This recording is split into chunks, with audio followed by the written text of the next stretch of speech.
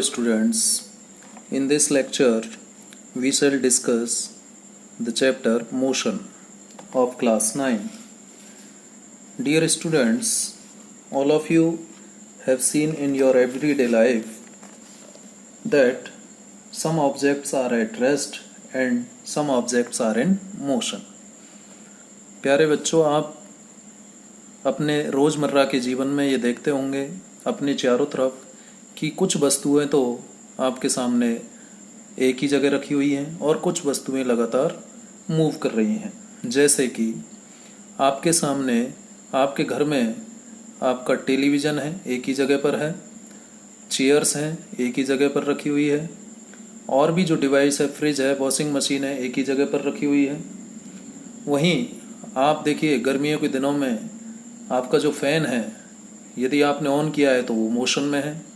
वैसे ही आप घर के बाहर जाएं तो पेड़ पौधे अपनी अपनी जगह पर हैं और कुछ व्हीकल्स एक जगह खड़े हुए हैं और कुछ व्हीकल्स मूव कर रहे हैं। ठीक है, जैसे कि और भी एग्जांपल्स हम ले सकते हैं।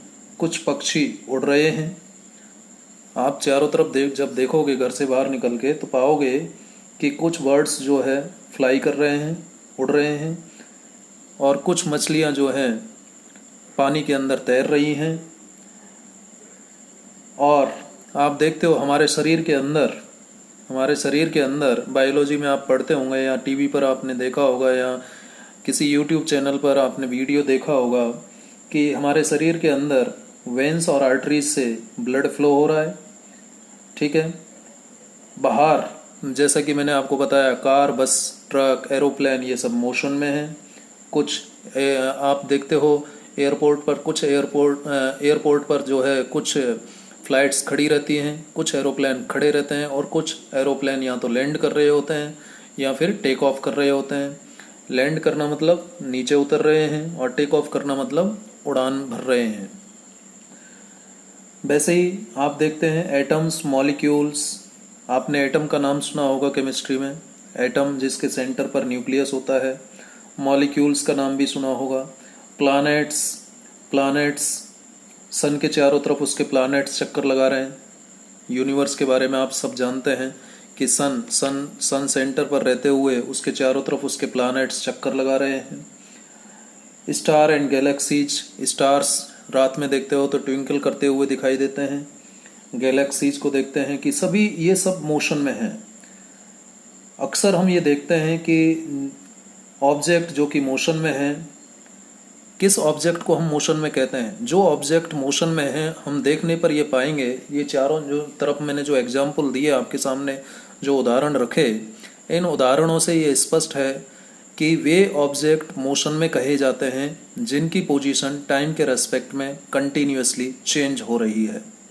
जैसे कि आपने एक कार को मोशन में कहा जब वो मूव कर रही थी, क्योंकि कार अलग अलग समय पर अलग अलग जगह पहुंच जाती है। जो व्हीकल है वो अलग अलग समय पर अलग अलग जगह पहुंच जाता है यदि वो मूव कर रहा है तो उसकी यदि किसी ऑब्जेक्ट की पोजीशन टाइम के रेस्पेक्ट में लगातार बदलती है तो हम कहेंगे कि वो ऑब्जेक्ट मोशन में है। और यदि किसी ऑब्जेक्ट की मोशन टाइम के रेस्पेक्ट में चेंज नहीं होती है तो हम कहेंगे कि वो ऑब्जेक्ट रेस्ट में है। जैसे कि आप अपने चारों तरफ देखो, पेड़ पौधे या बिल्डिंग, आपने 2 दिन पहले भी वहीं देखा, 1 साल पहले भी वहीं देखा, 1 साल बाद भी वहीं देखेंगे। ठीक है, यानी वो टाइम के रेस्पेक्ट में 1 घंटे पहले भी आपने वहीं देखा, 1 घंटे के बाद भी वहीं देखेंगे, 1 दिन के बाद भी वहीं देखेंगे, 1 दिन के पहले भी वहीं देखा। तो टाइम के रेस्पेक्ट में उस ऑब्जेक्ट की पोजीशन, जो पौधे हैं, जो बिल्डिंग्स हैं, उनकी पोजीशंस बदल नहीं रही हैं। जब किसी ऑब्जेक्ट की पोजीशन टाइम के रेस्पेक्ट में नहीं बदलती है तो उसे हम रेस्ट में कहते हैं। तो मैंने आपको 2 बातें अभी यहाँ पर बताई। एक बात मैंने आपको बताई रेस्ट और एक बात मैंने आपको बताई मोशन। तो रेस्ट का मतलब क्या है? 2 पोजीशन मैंने बताई। रेस्ट लिख लेते हैं पहले। रेस्ट का मतलब क्या है? रेस्ट किसे कहेंगे हम? किस पोजीशन को रेस्ट कहेंगे? जैसा कि मैंने आपको एग्जाम्पल दिया, यदि कोई object, if an object does not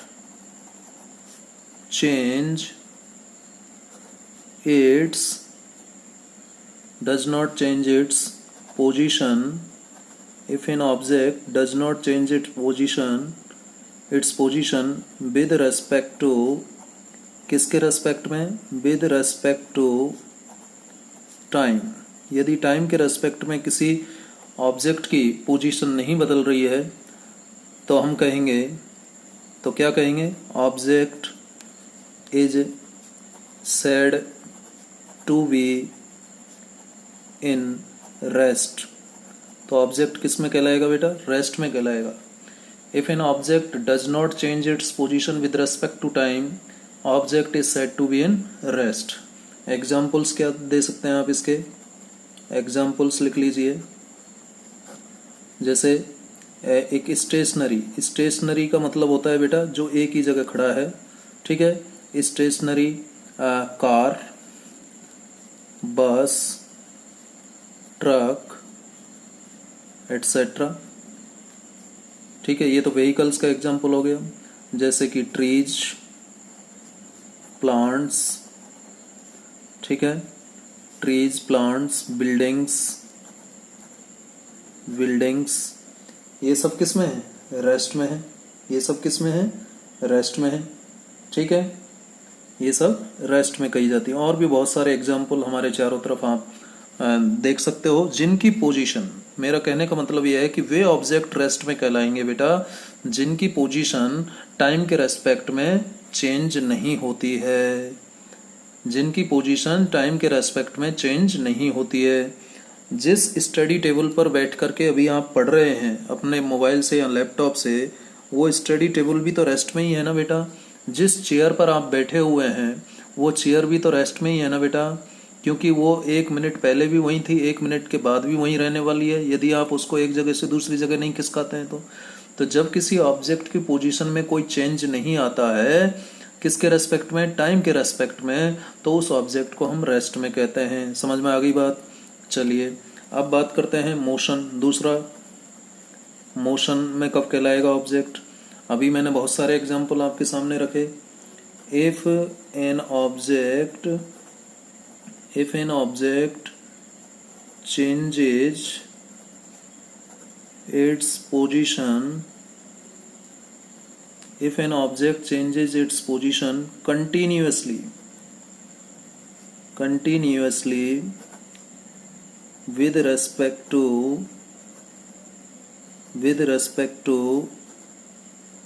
time, यदि कोई ऑब्जेक्ट अपनी पोजीशन टाइम के रेस्पेक्ट में कंटिन्यूअसली बदलता है तो ऑब्जेक्ट क्या कहलाएगा, object is said to be in motion. तो वो ऑब्जेक्ट किस में कहलाएगा बेटा, मोशन में कहलाएगा। समझ में आया। अब इसके एग्जाम्पल दीजिए। अभी मैंने बहुत सारे एग्जाम्पल आपको बताए थे। मूविंग बस, मूविंग कार, ठीक है, और फ्लाइंग बर्ड्स, उड़ते हुए पक्षी, फ्लाइंग बर्ड्स, ठीक है। फिशेज स्विमिंग इन वाटर, ठीक है, fishes swimming in water. Planets revolving around sun, ठीक है, एटसेट्रा। और भी बहुत सारे एग्जाम्पल हो सकते हैं। जो भी जिस भी ऑब्जेक्ट की पोजीशन में, या एक और एग्जाम्पल इम्पोर्टेंट आप लिख सकते हो, आप कह सकते हो कि जब हवा चलती है बेटा, जब हवा चलती है तो ब्रांचेज जो हैं ट्रीज की, उनकी लीव्स और जो ब्रांचेज हैं पेड़ की, वो हिलने लगती हैं जब हवा चलती है। आप जानते हो जब तेज हवाएं चलती हैं, धीरे से भी चलती है, तो पेड़ की जो शाखाएं हैं बेटा वो हिलने लगती हैं, और उन शाखाओं में, ब्रांचेज में जो लीव्स हैं, पत्तियां हैं, वो भी क्या करती हैं, हिलने लगती हैं। तो फिर वो किस में कहलाएंगी बेटा, मोशन में कहलाएंगी। सो शेकिंग यानी हिलना, ठीक है बेटा, shaking of branches branches and leaves, ठीक है, branches and leaves of tree due to किसके कारण, due to motion of air, हवा चलती है तो उसके कारण पेड़ की पत्तियां हिलने लगती हैं। ऐसे बहुत सारे एग्जाम्पल मोशन के हो सकते हैं बेटा। जैसे अभी आप ये भी एग्जाम्पल दे लो चलो, क्योंकि ये गर्मियों में मूविंग फैन, जिस फैन के नीचे आप बैठे हुए बेटा, वो मूविंग फैन भी क्या है, मोशन में है, ठीक है। किचन में आपकी मम्मी काम कर रही हैं या आप काम करते हैं, मिक्सर ग्राइंडर में आप जब कुछ पीसते हैं, ग्राइंड करते हैं, तो वो मिक्सी का जो बेटा अंदर ग्राइंडर होता है, वो भी किस में होता है, मोटर किस में होती है, मोशन में होती है। वैसे ही वॉशिंग मशीन जो कपड़े धोने वाली होती है बेटा, उस वॉशिंग मशीन में भी जब हम उसको ऑन करते हैं, इलेक्ट्रिकल एनर्जी जब उसको सप्लाई देते हैं, तो जो वॉशिंग मशीन है उसकी मोटर भी घूमने लगती है, ठीक है। फिर उसका कपड़ा सुखाना है तो स्पिनर जो होता है वो भी घूमने लगता है, ठीक है। तो वो सब जब पोजीशन टाइम के रेस्पेक्ट में बदल रही है कंटिन्यूअसली, ठीक है, तो वो क्या नाम से, मोशन में कहलाएगा। अब आपका प्रश्न हो सकता है सर पंखे की तो पंखा तो अपनी पोजीशन बदल ही नहीं रहा, एक जगह फिक्स है। बेटा पंखा पोजीशन नहीं बदल रहा, लेकिन पंखे की जो ब्लेड्स हैं बेटा, पंखुड़ियाँ जिनको हम कहते हैं पंखे की, वो पंखुड़ियाँ, वो ब्लेड्स कंटिन्यूअसली अपनी पोजीशन को बदल रही हैं या नहीं, ठीक है। तो इसलिए जो ब्लेड्स हैं वो मोशन में कहलाएंगी, ठीक है। तो ये दो बातें मैंने आपको बताई, रेस्ट एंड मोशन, ठीक है। अब इसके अलावा हम देखिए सुबह देखते हैं सनराइज होता है, शाम को देखते हैं सनसेट हो जाता है। अभी देखिए गर्मियाँ पड़ रही हैं, फिर सर्दियाँ आ जाती हैं, कभी भी बारिश आने लगती है, कभी तेज धूप पड़ती है, ठीक है। तो ये किसकी वजह से है बेटा, ये किसकी वजह से है, due to the motion of earth, due to the motion of earth.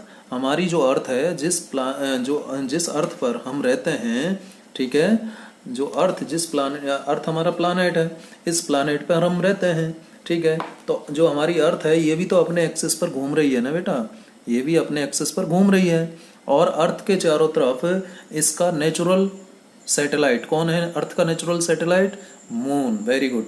Moon is the natural satellite of earth, और ये मून जो है अर्थ के चारों तरफ घूम रहा है, लगातार घूम रहा है या नहीं। तो अर्थ अपने एक्सिस पर चारों तरफ घूम रही है, तो तभी तो कभी जब सूर्य की रोशनी पड़ती है किसी पार्ट पर तो वहाँ दिन हो जाता है, और फिर घूम करके वो जब सूर्य के अपोजिट चले जाती है तो उस पार्ट में रात हो जाती है। तो due to motion of earth क्या हो रहा है, वेदर चेंज आ रहा है, क्या हो रहा है, सनराइज हो रहा है, सनसेट हो रहा है, ठीक है। तो ये भी मोशन ऑफ अर्थ के कारण है, समझ में आया आपको। और देखें, an object may appear to be moving for one person and stationary for some other.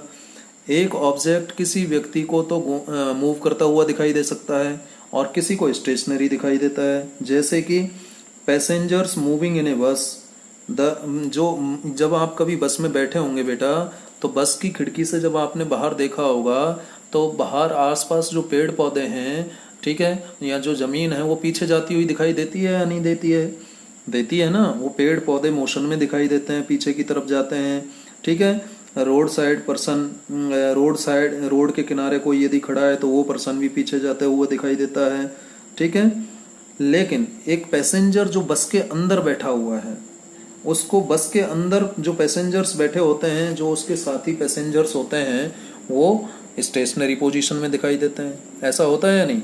फिर से बताऊं कि जब आप कभी बस में यात्रा किए होंगे बेटा, बस में यात्रा किए होंगे या ट्रेन में यात्रा किए होंगे, तो बस और ट्रेन में जब हम यात्रा करते हैं तो हम देखिए, जब बस और ट्रेन के बाहर देखते हैं ना, तो क्या होता है, आसपास के पेड़, आसपास कोई व्यक्ति जो होता है, आसपास बिल्डिंग, ये सभी चीज़ें जो है पीछे जाती हुई दिखाई देती हैं या नहीं। लेकिन वहीं अपने सह यात्री को हम जब देखते हैं, अपने को पैसेंजर को जब हम देखते हैं, यानी बस के अंदर बैठे हुए और वे पैसेंजर्स को जब हम देखते हैं, ट्रेन के अंदर बैठे हुए जब और पैसेंजर्स को हम देखते हैं, तो वो हमें रेस्ट में दिखाई देते हैं, तो बस और ट्रेन में बैठे हुए, हमारे साथ जो बस और ट्रेन में बैठे हुए पैसेंजर्स हैं वो तो आपको रेस्ट में दिखाई देंगे, लेकिन बस और ट्रेन के बाहर जो भी ऑब्जेक्ट्स हैं, ट्रीज हैं, चाहे वो या कोई व्यक्ति खड़ा है या कोई बिल्डिंग है, वो सब पीछे जाते हुए दिखाई देते हैं। ऐसा होता है या नहीं? तो कुछ वस्तुएं आपको रेस्ट में दिखाई देती हैं, कुछ मोशन में दिखाई देती हैं। हालांकि इसमें थ्योरी ऑफ रिलेटिविटी होती है जो कि हम हायर क्लासेज में पढ़ेंगे। अभी आपको जस्ट ये जानना है कि ऑब्जेक्ट का रेस्ट में कब होता है और मोशन में कब होता है, और रेस्ट का मतलब क्या है और मोशन का मतलब क्या है। ठीक है, आप देखिए, कुछ अब अपने चारों तरफ जब आप देखते हो, मोशन जब आपने इतनी सारी देखी कि डिफरेंट ऑब्जेक्ट्स जो है अपनी मोशन में है, पोजीशन बदल रहे हैं। अब आपने ये भी तो देखा होगा कि अलग अलग ऑब्जेक्ट्स जो है अलग अलग टाइप की मोशन परफॉर्म कर रहे हैं। कोई तो सीधे डायरेक्शन में जा रहा है, एकदम सीधे मोशन में है, कोई गोल गोल घूम रहा है, कोई गोल गोल घूम रहा है। आप जब नर्सरी क्लास में पढ़े होंगे, केजी क्लासेज में पढ़े होंगे स्कूल में, ठीक है, तो आप मैरी गो राउंड पर गए होंगे, झूले पर झूले होंगे, तो वहाँ पर कैसे झूला झूलते हैं, पेंडुलम के जैसे, जैसे घड़ी का पेंडुलम चलता है ना, इधर उधर घूमता है, वैसे मोशन होती है। वैसे ही यहाँ पे एक झूला जो गोल गोल घूमता है उस पर भी आप घूमे होंगे, ठीक है। और आप सर्कस कभी गए हों तो बड़ा सा एक झूला होता है, ठीक है, उस बड़े से झूले पर जो बड़ा सा पहिया लगा रहता है बेटा सर्कस में, ठीक है। कई लोगों को तो उससे डर लगता है, लेकिन कई लोग उसमें बड़े आसानी से बैठ करके और उसको एंजॉय करते हैं, ठीक है। तो उसमें भी क्या हो रहा है, वो सर्कुलर घूम रहा है। फैन देखिए अपना, फैन कैसे घूम रहा है, सर्कुलर घूम रहा है। आप घड़ी देखिए अपने घर में, घड़ी को देखिए, या अपने हाथ में जो आपने घड़ी पहनी हुई है उसको देखिए, उसकी निडल को देखिए, उसकी जो निडल है वो सर्कुलर घूम रही है, ठीक है। तो हम देखते हैं हमारे चारों तरफ जो ऑब्जेक्ट्स हैं उनमें से कुछ ऑब्जेक्ट तो स्ट्रेट लाइन में मूव करते हैं, कुछ ऑब्जेक्ट सर्कुलर पाथ में मूव करते हैं, और कुछ जो है वाइब्रेट कर रहे हैं अपनी मतलब इक्विलिब्रियम पोजीशन के, ऐसे वाइब्रेट करते हैं कुछ, ठीक है। कुछ ऐसे सर्कुलर घूमते हैं। तो मैं यहाँ पर बताऊँ, यदि कुछ तो ऐसे घूमते हैं, कुछ तो ऐसे सर्कुलर घूमते हैं, कुछ ऐसे स्ट्रेट जाते हैं, स्ट्रेट जाते हैं कुछ ऑब्जेक्ट्स, ठीक है। कुछ सर्कुलर मोशन में होते हैं, कुछ सर्कुलर मोशन में होते हैं, कुछ इलिप्टिकल पाथ में घूमते हैं। जैसे सन के चारों तरफ उसके प्लैनेट्स हैं, वो कैसे घूमते हैं, इलिप्टिकल पाथ में घूमते हैं, इलिप्टिकल अंडाकार, ठीक है, इलिप्टिकल पाथ में घूमते हैं, ठीक है। घड़ी की जो निडल है वो कैसे घूमती है बेटा, सर्कुलर घूम रही है। व्हीकल चल रहे हैं रोड पर, कैसे चल रहे हैं, स्ट्रेट चल रहे हैं, ठीक है। इसके अलावा कुछ ऑब्जेक्ट्स जो है, जैसे स्प्रिंग लीजिए आप, स्प्रिंग, ये स्प्रिंग है मान लीजिए, इस स्प्रिंग को यहाँ से इधर खींचिए और छोड़ दीजिए, तो ये इस टाइप की मोशन परफॉर्म करेगा। स्प्रिंग कैसी मोशन परफॉर्म करेगा, ऐसे भाई यहाँ से पकड़ा, इसको इधर खींचा, ये मान लीजिए इधर से तो दीवार पर बांधा हुआ है स्प्रिंग को, ठीक है, और यहाँ से पकड़ के जोर से खींचो, वहाँ पे खींच करके फिर इसको छोड़ दो, तो ये इस टाइप से मोशन करेगी, टू एंड फ्रो मोशन इस टाइप से मोशन करती है, ठीक है। तो इसे हम वाइब्रेशन कहते हैं। यदि ये धीरे धीरे हो रहे हैं, यदि ये जो स्प्रिंग है ऐसे धीरे धीरे हो रही है तो ये ऑसिलेशन कहलाता है, और तेजी से हो रहे हैं तो वाइब्रेशन कहलाता है बेटा, ठीक है। अब कुछ सिचुएशंस ऐसी होती हैं जिसमें एक से ज़्यादा मोशन इन्वॉल्व होती हैं, कुछ सिचुएशंस ऐसी होती हैं जिसमें एक से ज़्यादा मोशन इन्वॉल्व होती हैं। इस चैप्टर में हम जो ऑब्जेक्ट की मोशन पढ़ेंगे वो अलोंग द स्ट्रेट लाइन पढ़ेंगे बेटा। ऐसे भी जैसे जब तूफान आता है ना बेटा, जब तूफान आता है तो कुछ आपने देखा होगा, कुछ ऑब्जेक्ट्स तो सीधे जा रहे होते हैं, कुछ पत्ते तो सीधे उड़ रहे होते हैं, कुछ गोल गोल घूम के उड़ रहे होते हैं। साइक्लोन जब आता है, तूफान जब आता है, जिगजैग मोशन करते हैं नहीं, तो उसे हम इरेटिक मोशन कहते हैं, ठीक है। और इरेटिक मोशन मतलब जो जिगजैग मोशन होती है, जिसकी स्पीड बहुत ज़्यादा होती है, जिसमें हवा की स्पीड बहुत ज़्यादा हो जाए, इरेटिक हो जाए। इरेटिक का मतलब है जो बिल्डिंग्स को भी गिरा देती है, जो पेड़ पौधों को उखाड़ देती है मोशन, जिस जैसा कि तूफान में होता है। अभी जैसे हाल ही में आपने टीवी पर देखा होगा, न्यूज़पेपर में सुना होगा, उड़ीसा में आया था तूफान, महाराष्ट्र में आया था, ठीक है, गुजरात के तट को हिट किया था। तो आपने देखा कि बहुत सारे पेड़ पौधे उखड़ गए, बिल्डिंग्स टूट गई, टावर्स गिर गए। तो जब इरेटिक मोशन होती है ना बेटा, तो वो इरेटिक मोशन का मतलब क्या है, जब हवा की स्पीड बहुत ज़्यादा हो जाती है। और हवा की स्पीड ज़्यादा कब होती है, जब प्रेशर डिफरेंस ज़्यादा होता है। आपने देखा होगा कि गर्मियों के दिनों में तो हवाएं तेज तेज चलती है, और सर्दियों के दिनों में धीरे धीरे चलती है। ऐसा अनुभव किया या नहीं? क्योंकि गर्मियों के दिनों में जब टेम्परेचर ज़्यादा हो जाता है तो वहाँ पर प्रेशर बेटा क्या हो जाता है, लो हो जाता है। और ठंडे इलाकों में प्रेशर हाई होता है क्योंकि वहाँ टेम्परेचर कम होता है। तो गर्मियों के दिनों में ठंडे इलाकों से और गर्म इलाकों की तरफ जो है हवाएं चलती हैं, तेज़ तेज़ हवाएं चलती हैं, क्योंकि गर्म इलाके में प्रेशर लो होता है और ठंडे इलाके में प्रेशर हाई होता है। तो ये प्रेशर का डिफरेंस जितना ज़्यादा होगा हवाएं उतनी ही तेज चलती हैं। तो इस चैप्टर में बेटा हम केवल स्ट्रेट लाइन मोशन की बात करेंगे। ऐसे तो बहुत सारी मोशन हो सकती हैं, सर्कुलर मोशन हो सकती है, स्ट्रेट लाइन मोशन हो सकती है, इलिप्टिकल मोशन हो सकती है, कॉम्बिनेशन ऑफ मोशंस हो सकता है। ठीक है, अब जैसे मैं आपको थोड़ा सा टाइप्स ऑफ मोशन के बारे में हल्का सा आइडिया दे ही देता हूँ। Types of motion, types of motion, types of motion में नंबर 1 जो मोशन में बात कर रहा हूँ वो है motion in a straight line. Motion in a straight line, motion in a straight line, जिसका दूसरा नाम है रेक्टिलीनियर मोशन। रेक्टिलीनियर मोशन, जिसका और नाम भी है बेटा, इसका तीसरा नाम और है one dimensional motion. One dimensional, one dimensional motion. ठीक है, शॉर्ट में इसको कहते हैं 1D, वन डायमेंशनल मोशन को।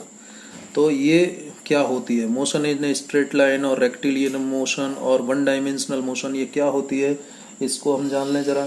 जैसे पहले एग्जाम्पल की मैं बात कर लूँ। एग्जाम्पल क्या है, अभी मैं इसको डिफाइन भी करूँगा। जैसे कि मोशन ऑफ ए बस, मोशन ऑफ ए बस, ठीक है, motion of, motion of A car, यानी जितने भी व्हीकल्स हैं जो रोड पर चल रहे हैं। Motion of A train, motion of A train कह सकते हो, मोशन ऑफ ए ट्रेन, ठीक है।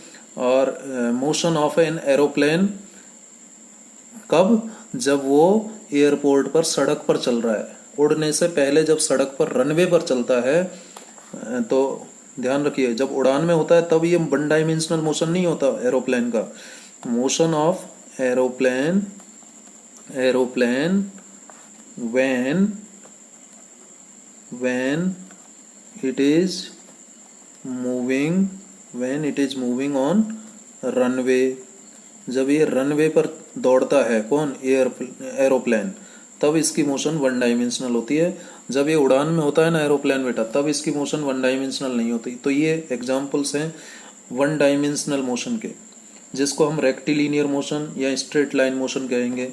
हिंदी में बोलूँ तो motion in a straight line, straight का मतलब सीधा और लाइन का मतलब रेखा में, जो सीधी रेखा में गति होती है उसको motion in a straight line कहते हैं। रेक्टिलीनियर का मतलब भी क्या होता है, सरल रेखीय। हिंदी में इसको क्या कहते हैं बेटा, सरल रेखीय, ठीक है, सरल रेखीय, या इसको सीधी रेखा कह सकते हैं। अभी आप 9th क्लास में तो थोड़ा दिक्कत होगा, लेकिन धीरे धीरे आपको इंग्लिश में प्रॉब्लम नहीं आएगी, चिंता ना करें। So motion in a straight line, सीधी रेखा में गति, या रेक्टिलीनियर मोशन, सरल रेखीय गति, या one dimensional motion. One dimensional को हिंदी में क्या कहेंगे, एक विमीय गति, ठीक है। वन मतलब एक, डायमेंशनल मतलब विमा, और मोशन मतलब गति, ठीक है। चलिए अब इसकी डेफिनेशन दे देते हैं। जैसे एग्जांपल दिया मैंने कि बस मूव करता है, स्ट्रेट जाता है ना सड़क पर, कार जाता है स्ट्रेट जाता है सड़क पर, ठीक है। ट्रेन अपनी पटरी पर स्ट्रेट चलती है। एरोप्लेन जो है अपने रनवे पर स्ट्रेट चलता है जब उड़ान भरता है, या जब टेक ऑफ करता है, या फिर लैंड करता है। जब नीचे उतरता है, नीचे उतरने के बाद जब एरोप्लेन कुछ समय तक रनवे पर दौड़ता है या नहीं दौड़ता है, तो वो वन डायमेंशनल मोशन है। और जब एरोप्लेन उड़ान भरने से पहले भी रनवे पर दौड़ता है, तो उड़ान भरने से पहले यानी ग्राउंड से ऊपर उठने से पहले जो रनवे पर दौड़ता है कौन, एरोप्लेन, वो मोशन वन डायमेंशनल है। अगर उड़ान में रहेगा मोशन कौन, एरोप्लेन, तो वो फिर वन डायमेंशनल मोशन नहीं होगा बेटा, ठीक है। तो ये एग्जाम्पल थे किसके, वन डायमेंशनल मोशन के। चलिए अब हम इसको डिफाइन कर लेते हैं। इसको क्या कर लेते हैं, डिफाइन कर लेते हैं, थोड़ा सा लिख लेते हैं कि वन डायमेंशनल मोशन किसे कहेंगे। So one dimensional motion is a motion, this motion may लिख देता हूँ, this motion may be defined as, this motion may be defined as, ठीक है, defined as motion of an object in straight line, ठीक है, motion in object in straight line. या फिर एक दूसरा और इससे ऊपर लेवल की यदि डेफिनेशन हम दें तो motion of an object when it is moving only in one direction, ठीक है, only in one direction, that is only one coordinate of its position is changing। अब आप कहेंगे सर ने ये क्या लिख दिया भाई। देखिए कुछ नया नहीं लिखा है, अभी समझ में आ जाएगा, चिंता मत कीजिए। This motion may be defined as motion of an object in straight line, ये तो समझ में आ गया होगा, ठीक है। ये दूसरी जो डेफिनेशन है, आप इस डेफिनेशन को लिख के आइए, एग्जाम में आता है, ऊपर वाला इजी है, ठीक है, लेकिन इसको भी समझना जरूरी है। आपको केवल 9th क्लास में तो रहना ही नहीं है, आगे भी जाना है ना, इसलिए इसको भी समझना है। Motion of an object when it is moving only in one direction, जब ये केवल वन डायरेक्शन में मूव करता है, यानी only one coordinate it changing. जैसे ये एक मैं क्या बना रहा हूँ बेटा, एक्सिस आपने सुनी होंगी, एक्सिस, तो ये होते हैं एक्स एक्सिस, सुना है ना आपने, ये होता है वाई एक्सिस, और ये ले लेता हूँ मैं जेड एक्सिस, और ये इंटरसेक्शन पॉइंट है, ओरिजिन है तीनों एक्सिस का, यहाँ पर तीनों एक्सिस मिलती है। यहाँ मान लीजिए ये कोई बस है, ये कोई क्या है, बस है, ठीक है। अब हमें पता करना है कि ये बस कहाँ पर है जी, हमें पता करना है कि ये बस कहाँ पर है। तो यदि हम बस को यहाँ ओरिजिन से देखेंगे ना बेटा, तो बस से एक्स डायरेक्शन में देखेंगे, तो एक्स डायरेक्शन में ये कितनी दूरी पर है, बस वो से एक्स डिस्टेंस पर है एक्स डायरेक्शन में। और वाई डायरेक्शन में देखें तो वाई डायरेक्शन में इधर जाएं तो ये इतनी डिस्टेंस पर है, ये वाई डिस्टेंस हो गई, ठीक है, और ये हो गई एक्स डिस्टेंस। तो इसके कोऑर्डिनेट क्या हो गए बेटा। और जेड डायरेक्शन में यदि मैं बात करूं तो जेड में ये डिस्टेंस ली जाएगी, तो ये डिस्टेंस हो जाएगी आपकी जेड। तो इससे बस की पोजीशन के जो कोऑर्डिनेट हुए वो एक्स वाई और जेड जगह पर है। और चौथा और ले लेते हैं टाइम, ठीक है। तो इस बस की पोजीशन बतानी है तो आपको ये बोलना पड़ेगा कि जी एक्स डायरेक्शन में तो इतनी दूरी पर है, एक्स मीटर पर है या किलोमीटर पर है, और वाई डायरेक्शन में ये इतनी दूरी पर है, और जेड डायरेक्शन में ये इतनी दूरी पर है, और इतने समय पर ये यहाँ थी, तभी तो बस की पोजीशन डिस्क्राइब होगी।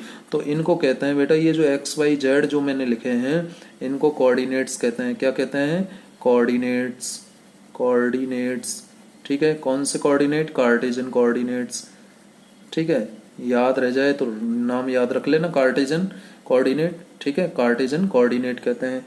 ये कोऑर्डिनेट मतलब क्या बताते हैं आपको कि एक्स डायरेक्शन में कितनी दूरी पर है बस, वाई डायरेक्शन में कितनी दूरी पर है, एक्स में तो इतनी दूरी पर है, वाई डायरेक्शन में इतनी दूरी पर है, जेड डायरेक्शन में इतनी दूरी पर है, और किस समय पर है, किस समय पर कहाँ है, तो टाइम बताएगा, ठीक है। तो बस की पोजीशन, ये जो बस है, यदि ये बस ऐसे जा रही है बेटा, ये बस मान लीजिए ऐसे जा रही है, इस रोड पर चल रही है, तो इस तरफ जा रही है ना बेटा, ये इस तरफ जा रही है, तो इसके कौन से कोऑर्डिनेट में चेंज आ रहा है, केवल एक्स में चेंज आ रहा है। ये डायरेक्शन किसका डायरेक्शन है, एक्स एक्सिस का डायरेक्शन है, तो ये इस डायरेक्शन में जा रही है। तो एक्स वाई जेड और टी, एक्स वाई और जेड, टी को हम ना लिखें तो ज़्यादा बेटर है, टी टाइम है, अंडरस्टूड है, ठीक है। आप टी को मत लिखिए नहीं तो कन्फ्यूजन हो जाएगा। चलिए एक्स वाई जेड ये कार्टेशियन कोऑर्डिनेट्स होते हैं। और ये हम कहेंगे कि जी ये बस जो है, मान लीजिए दिल्ली से चली, दिल्ली से कहाँ गई, जयपुर गई, दिल्ली से जयपुर गई, ठीक है, दिल्ली से कहाँ गई है, जयपुर गई, और कितनी डिस्टेंस है दिल्ली से जयपुर के बीच, एक्स मान लीजिए। तो ये इस डायरेक्शन में जा रही है, रोड पर चल रही है, किस पर चल रही है, रोड पर, तो केवल एक कोऑर्डिनेट चेंज आ रहा है, या तो एक्स बदलेगा या वाई बदलेगा या जेड बदलेगा, या तो बस इस डायरेक्शन में जाएगी या बस इस डायरेक्शन में जाएगी, या बस इस डायरेक्शन में जाएगी, या तो एक्स में जाएगी बस, या वाई में जाएगी, या जेड में जाएगी। तो जब कोई ऑब्जेक्ट इस तरीके से मूव करे कि उसके केवल एक कोऑर्डिनेट में चेंज आ रहा है, या तो एक्स में या वाई में या जेड में, तो उसे हम वन डायमेंशनल मोशन कहते हैं। समझ में आई बेटा। कि जब कोई ऑब्जेक्ट इस तरीके से मूव करे कि उसके केवल एक कोऑर्डिनेट में चेंज आए, only one coordinate is changing with respect to time, only one coordinate of its position is changing with respect to time, time के रेस्पेक्ट में केवल एक कोऑर्डिनेट बदल रहा है, तो उसे हम वन डायमेंशनल मोशन कहते हैं। समझ में आ गई बात? चलिए अब दूसरी मोशन की बात कर लेते हैं। दूसरा जो टाइप है मोशन का, वो टाइप है motion in a plane, motion in a plane, समतल, प्लेन मतलब समतल। इसको हम कहते हैं टू डायमेंशनल TWO, टू लिखो या टू लिख दो न्यूमेरिकल वैल्यू, ठीक है, कोई दिक्कत नहीं है। टू डायमेंशनल मोशन, ठीक है, इसको शॉर्ट में लिखते हैं 2D, ठीक है। तो टू डायमेंशनल मोशन क्या होता है? मोशन इन ए प्लेन और टू डायमेंशनल मोशन, इसकी बात कर लें बेटा। आप जैसे एग्जाम्पल लेते हैं, एग्जाम्पल के जरिए समझते हैं, तो पहले एग्जाम्पल दे लें। तो एग्जाम्पल जैसे मान लीजिए एक ग्राउंड है, ये क्या है बेटा? एक ग्राउंड है, ठीक है, और आप खेल रहे हैं फुटबॉल या क्रिकेट या जो भी गेम खेल रहे हैं। मान लीजिए आप फुटबॉल खेल रहे हैं और ये है फुटबॉल, ये क्या है? फुटबॉल, ठीक है। यहाँ पैर से आपने हिट किया तो ये फुटबॉल कैसे जाता है? ऐसे जाता है ना बेटा, ऐसे जाएगा ये फुटबॉल ऐसे जाएगा, ठीक है, और ऐसे इस टाइप से मोशन करेगा। तो ये जो मोशन है फुटबॉल की, जब देखो ये इस डायरेक्शन में भी जा रहा है ना फुटबॉल, ये तो हो गया एक्स, और ये ऊपर की तरफ भी उठाना, इसका मतलब इसके वाई डायरेक्शन में भी तो चेंज आया। ये ऊपर की तरफ उठ रहा है मतलब वाई डायरेक्शन में चेंज आ रहा है, एक्स में भी चेंज आ रहा है, एक्स बदल रहा है और वाई बदल रहा है। कितने कोऑर्डिनेट बदल गए इसके? 2 कोऑर्डिनेट बदल गए बेटा। भाई कैसे कह सकते हैं 2 कोऑर्डिनेट बदल गए? जब ये बस चल रही थी रोड पर तो सीधे चल रही थी, ऊपर उठ तो नहीं रही थी ना, रोड से चिपक के चल रही थी ना बस, ठीक है। तो ये केवल एक कोऑर्डिनेट बदल रहा था, या तो एक्स बदल रहा था या वाई या जेड, तीनों में से एक बदल रहा था कोई, ठीक है। यदि एक्स डायरेक्शन में जाएगी तो एक्स बदलेगा, वाई में जाएगी तो वाई बदलेगा, और जेड में जा रही थी तो जेड बदल रहा था। वैसे ही इसमें फुटबॉल में क्या हो रहा है? एक साथ 2 कोऑर्डिनेट बदल रहे हैं। इस डायरेक्शन में जा रही है तो एक्स बदल रहा है, और ऊपर उठ रही है इसलिए कह रहे हैं कि वाई भी बदल रहा है, ठीक है। तो कितने कोऑर्डिनेट्स में चेंज आ रहा है बेटा? 2 कोऑर्डिनेट में चेंज आ रहा है। कितने कोऑर्डिनेट्स में चेंज आ रहा है? 2 कोऑर्डिनेट में चेंज आ रहा है। आपने गोल्फ बॉल का भी, गोल्फ खेलते हैं ना, गोल्फ, एक बॉल होती है सफ़ेद कलर की और एक हॉकी जैसी स्टिक होती है, उससे मारते हैं उसको, ठीक है। गोल्फ भी खेला होगा, देखा होगा आपने, कुछ बच्चों ने हो सकता है खेला भी हो। तो एग्जाम्पल्स में मैं क्या लिखूं? Hitting of football. तो फुटबॉल की मोशन कैसी होगी? 2 डायमेंशनल मोशन होगी। हिटिंग ऑफ गोल्फ बॉल, ठीक है। चलो आपका पसंदीदा, बहुत सारे लोगों का पसंदीदा जो खेल होता है वो क्रिकेट होता है, तो क्रिकेट का नाम भी इसमें लिख देते हैं, हिटिंग ऑफ क्रिकेट बॉल, ठीक है। बल्ले से बॉल को मारा आपने, तो बॉल क्या सीधी जाएगी? सीधी नहीं जाती। कभी भी ऑब्जेक्ट सीधे मूव नहीं करता है, ऑब्जेक्ट थोड़ा सा ऊपर उठ जाता है, ठीक है। आप सोच रहे हैं जैसे ये मान लीजिए आपने ये एक बंदूक है, मान लीजिए, एग्जाम्पल देता हूँ।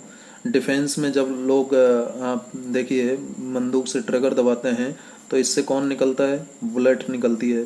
तो ये बुलेट आपको लगता है सीधे जाती है? नहीं, थोड़ी दूर तक सीधे जाएगी और कुछ समय के बाद ये इस तरीके से नीचे की तरफ मुड़ जाएगी, इस तरीके से नीचे की तरफ मुड़ जाएगी। तो सीधे जा रही है तो एक्स हो गया, और नीचे की तरफ मुड़ रही है तो ये वाई कोऑर्डिनेट में भी तो चेंज आ रहा है। नीचे की तरफ वाई डैश नेगेटिव वाई होता है, तो एक्स और वाई 2 कोऑर्डिनेट में चेंज आ रहा है या नहीं आ रहा है? तो जब कोई ऑब्जेक्ट इस टाइप से मोशन करे कि उसके 2 कोऑर्डिनेट बदलें तो उसे 2 डायमेंशनल मोशन कहते हैं। सो दिस मोशन, डिफाइन कर दें अब इसको बेटा, समझ में आ गया होगा आपको। This motion may be defined as motion of an object in a plane, motion of an object in a plane। भाई 2 कोऑर्डिनेट से मिलकर के एक प्लेन बनता है बेटा। जैसे ये एक्स वाई प्लेन बना, एक्स वाई प्लेन में घूम रही है, ठीक है, दो कोऑर्डिनेट या तो एक्स जेड से मिलकर के बने या वाई और जेड से मिलकर के बने या एक्स वाई से मिलकर के बने तो उसे हम प्लेन कहते हैं बेटा। क्या कहते हैं? प्लेन, समतल कहते हैं। तो एक तो डेफिनेशन ये हो गई, और दूसरी डेफिनेशन क्या दे सकता हूँ मैं?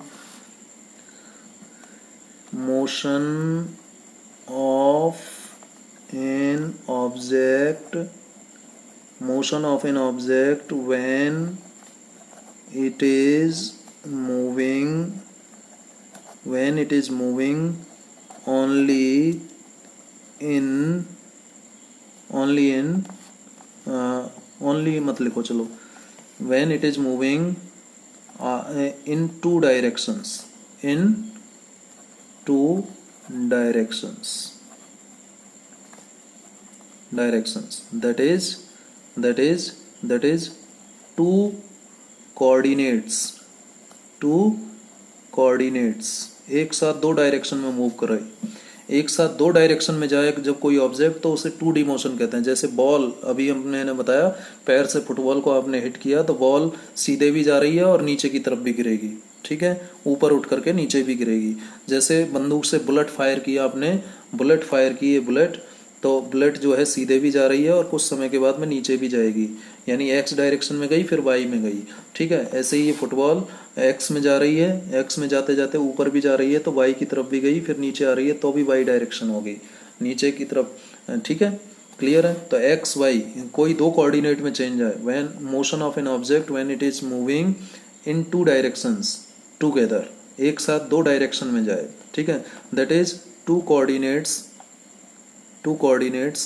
आइदर, ब्रैकेट में लिखूं, X Y, either X Y और एक्स जेड और वाई जेड, ठीक है, are changing with respect to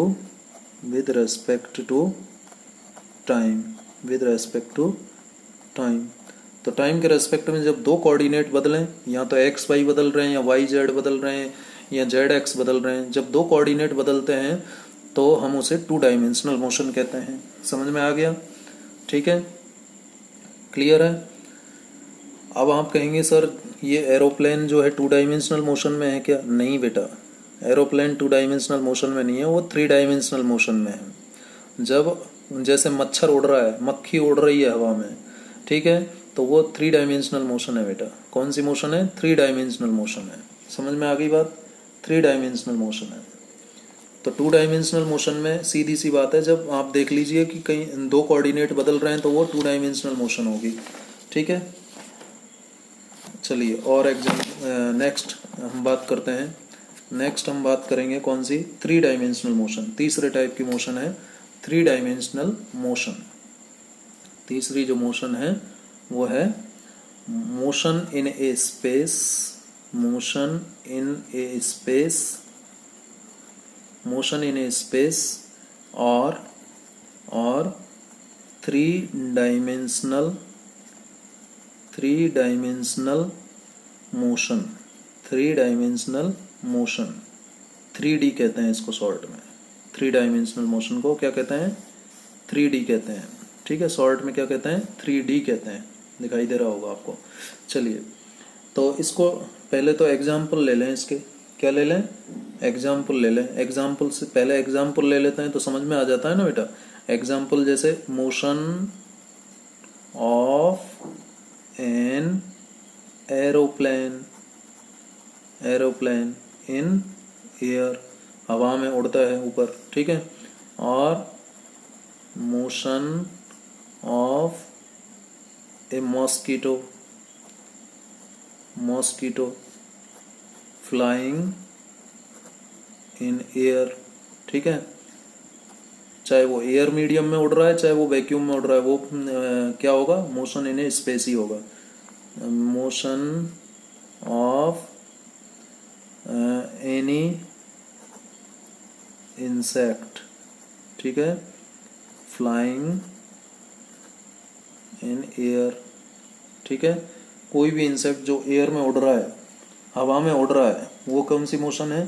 3 dimensional motion है। जैसे जब तक हाँ, जब हवा चलती है बेटा तो पेड़ के सूखे पत्ते उसकी टहनियों से टूट करके अलग हो जाते हैं। तो जैसे ही पेड़ का पत्ता टहनी से टूट करके अलग हुआ और जब वो धीरे धीरे धीरे नीचे की तरफ आता है, जमीन पर गिरता है, तो उस समय उसकी मोशन 3 डायमेंशनल मोशन होती है। कब होती है वो 3 dimensional motion?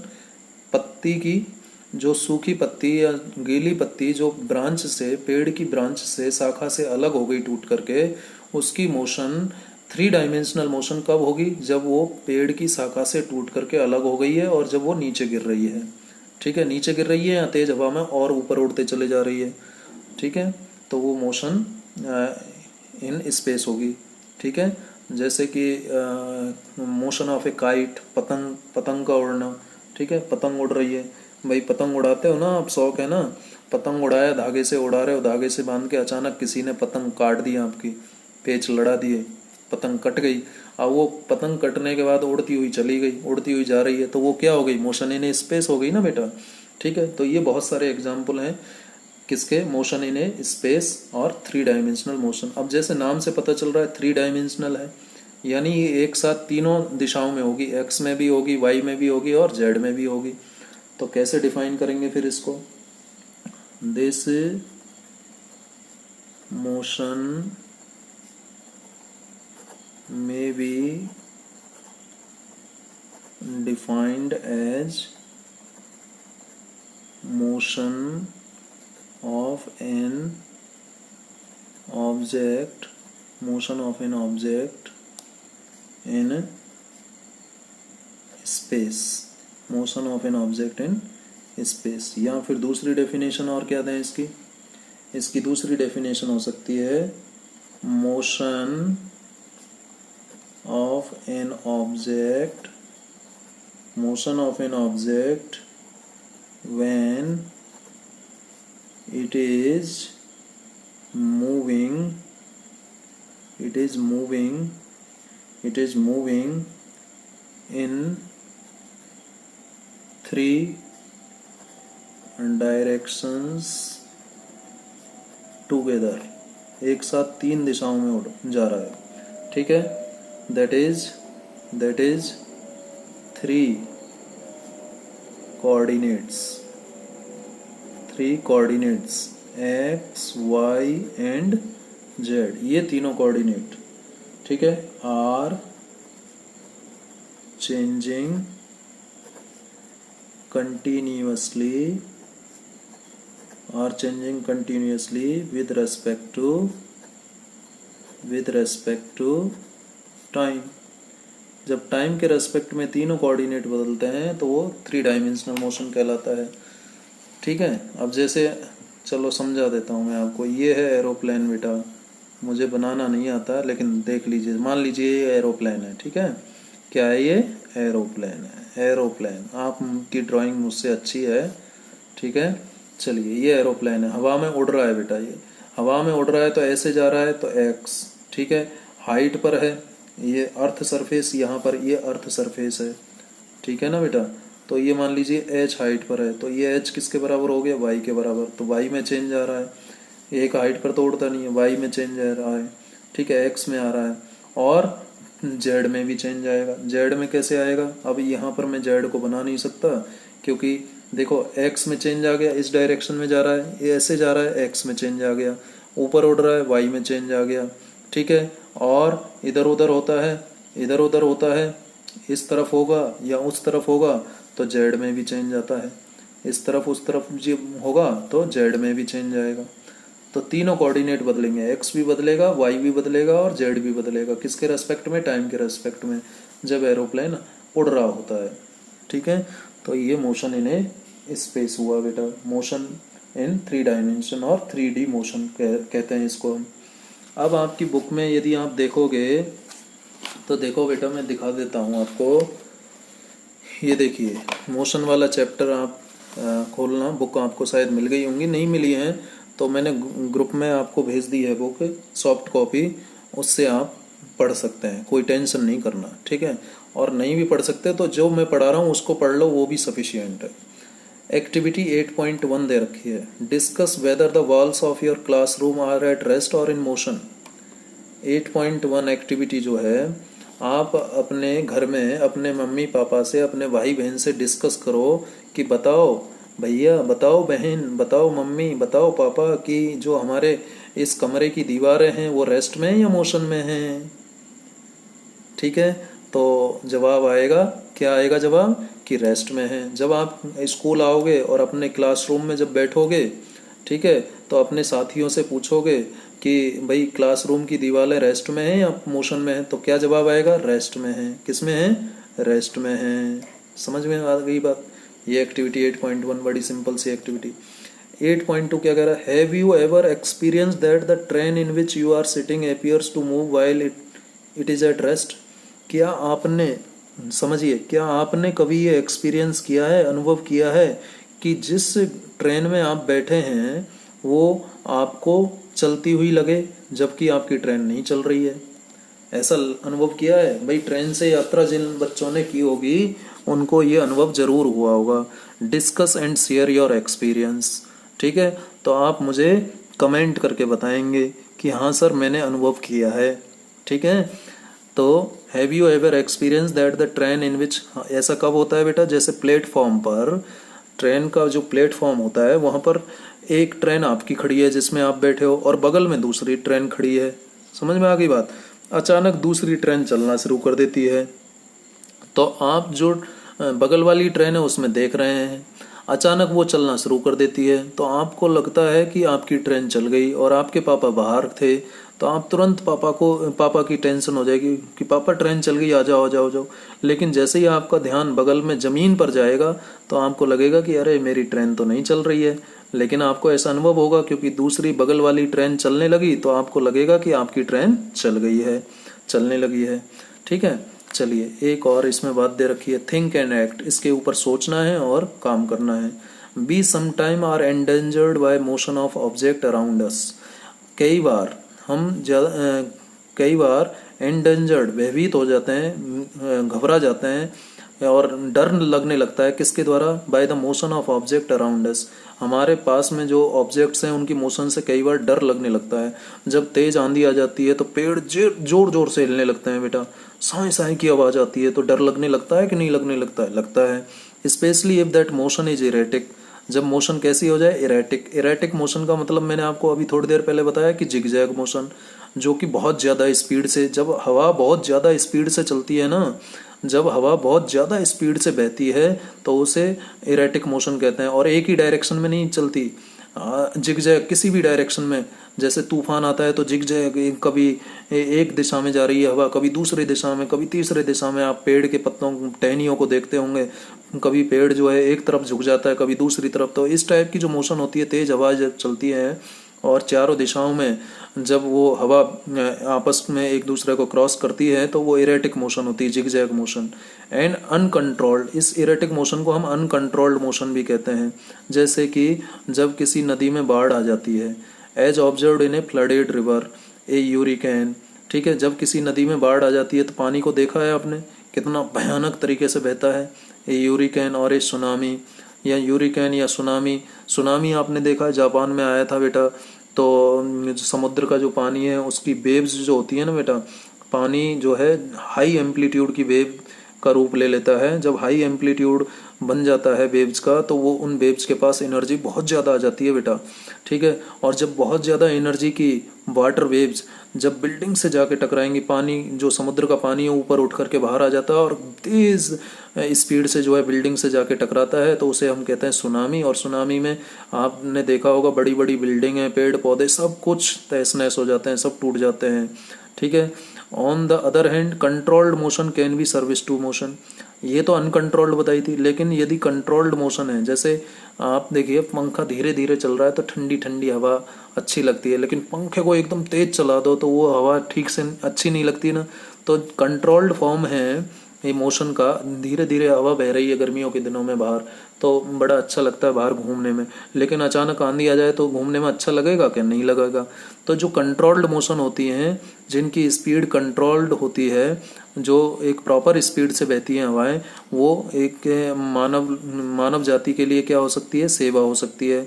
Such as in the generation of hydro power, electric power. जैसे कि जब हम पानी को हाइड्रो पावर स्टेशन में टरबाइन की ब्लेड्स पर गिराते हैं तो टरबाइन घूमने लगता है, और टरबाइन घूमता है तो जनरेटर घूमता है और उससे बिजली पैदा होती है, ये आप जानते हैं। Do you feel the necessity to study the erratic motion of some objects and learn to control them? तो क्या आपको ऐसा लगता है कि जो इरेटिक मोशन है उसको हमें स्टडी करना चाहिए और उनको कैसे कंट्रोल किया जाए ये भी जानना चाहिए? यस, बिल्कुल लगना चाहिए, क्योंकि जब तक हम इरेटिक मोशन की स्टडी नहीं करेंगे तब तक हम ये नहीं जान पाएंगे कि इसको कंट्रोल कैसे किया जाए, और जब तक हम कंट्रोल करना नहीं सीखेंगे तब तक तो वो जो है मानव जाति के लिए खतरा बनी रहेगी। तो इसलिए इरेटिक मोशन को स्टडी करना ज़रूरी है, और उसको कैसे कंट्रोल किया जाता है इसे भी जानना बहुत ज़रूरी है। तो ये बातें मैंने आज आपसे की, 1 dimensional motion, 2 dimensional motion, 3 dimensional motion की बात की। इसके आगे भी और बात करेंगे हम, एक्टिविटीज़ और दे रखी है, मोशन अलोंग ए स्ट्रेट लाइन, इसकी हम बात और थोड़ी करेंगे आगे, और उसके बाद में फिर हम uniform and non uniform motion की बात करेंगे बेटा। ठीक है, तो आज इस लेक्चर में इतना ही। Thank you very much.